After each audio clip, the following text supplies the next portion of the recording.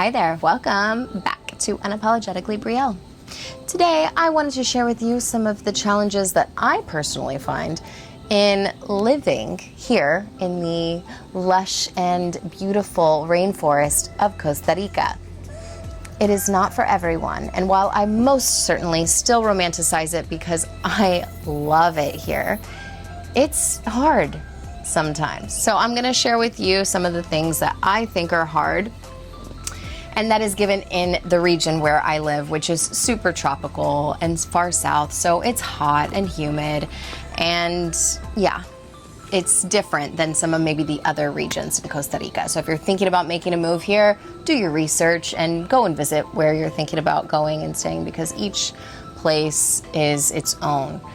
As tiny as this country is, it's pretty geographically diverse. So yeah, that's that. The thing that I think is most challenging for me is the constant jungle overtake of your home. Things are open to the air here, and the jungle dust, aka mold, is rampant. I have lost so many clothes. Anything that is natural, silk, leather, just natural fabrics or materials, do not bring them here. They will be eaten up by the mold very, very quickly. Things that are not natural also get eaten up by the mold if you get something on it, like a food or something like that. I have a baby. If I don't wash it almost like immediately, the mold will take it over and it will be stained. So that's challenging, to just constantly fight up against the mold when it comes to clothes and losing things. Also, being an eco-friendly, non-toxic, conscious mom, the majority of Lyric's toys, not all of them, but the majority of them are wood, and I am cleaning them on a regular basis because of the mold. So, you know. Also, there's a lot of bugs that I find inside. I have gotten very used to just grabbing a bug and throwing it because I see them all the time. A couple nights ago, there was a massive roach. Not kidding, massive. That fell just right next to my head and scurried along, and I jumped up and grabbed my baby and ran and turned on the light and had to take this huge roach and throw it outside, asking it to kindly not come back in again.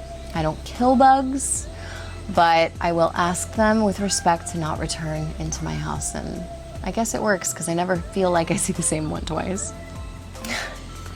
Who knows? But I believe in respecting nature, and nature will respect you.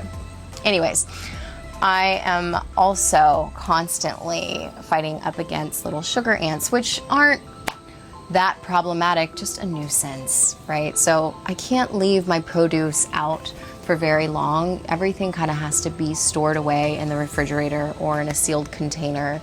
The mold takes it over very quickly, so you have to go grocery shopping like every couple of days for produce because it will go bad pretty fast.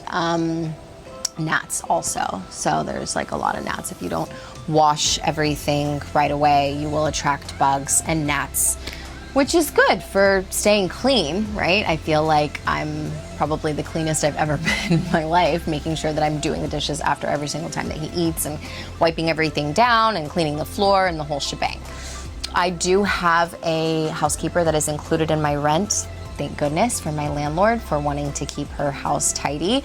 But that is a huge weight off of my back, and I feel like it really helps with the fight against the jungle, overtaking the house, by having a deep clean every week.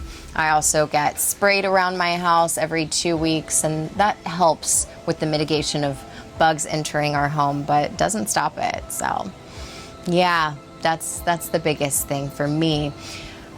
The other thing that's a little challenging is not being able to get a lot of things here, and the things that you can get here are typically way overpriced. Again, being non-toxic, a lot of the products, almost all of them that I use, are eco-friendly and safe for me, and I can't buy them here. So I have to be really strategic and planning on what I need to get stocked up on every single time we go back to the States. And down to like the fabrics, the clothes. Like I can't buy clothes for my baby here, and he's growing fast, so I have to get stocked on his clothes on a regular basis, you know? That can be just a little bit hard, right? We're used to conveniences in the West. So there's a lack of comfort in living in the jungle. Again, I love it. I'm happy to take those challenges. Another thing is the adjusting to island time, aka Tico time. Pura vida. Costa Ricans are slow paced in the way that they live and operate. When you're trying to get something done, being a westernized person, it can be a little frustrating to run up against that. You know, people that are building houses here or that are doing anything legally, it can just take time when you're used to maybe getting it done much faster in the Western world. This is another society. It is its own energy, it's its own pace. So there's a challenge to learn how to respect and honor that as a person who's not maybe accustomed to living so slow. For me, I moved here after living in LA for 10 years, which is super fast paced. And one of the reasons why I moved here was to slow down. And it took some time for me to adjust to that, to just like, pura vida, go with the flow, relax. Nothing is really that important or that time pressing usually. So just let it roll, you know, and it will get done when it will get done. That's it. It's raining right now, so another thing is that when it's raining, we don't go anywhere. We have a scooter as our main mode of transportation, but even if we didn't have a scooter and we had a regular car, there's nothing to do where we live when it's raining. If the beach is out of commission, our outdoor activities are pretty much out of commission. We can go on a rainy day walk, we can jump in puddles, so that's fun, but I got a plaything for Lyric here that he can climb on, and I have a lot of puzzles and things that we can do to keep him occupied whenever it's raining, but that can be a little hard whenever you're used to maybe living in a place where there's museums or indoor play places or even just covered playgrounds, you know, so that can be just a little challenging.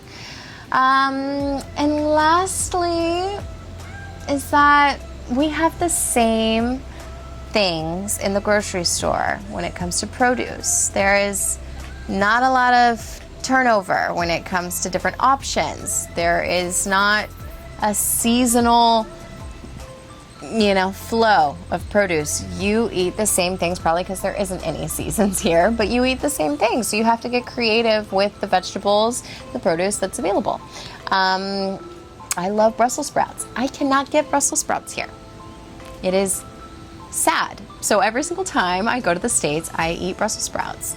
Something that I miss. There's some other things too, but the majority is like, it's manageable. You know, you've got your basics. So that's all.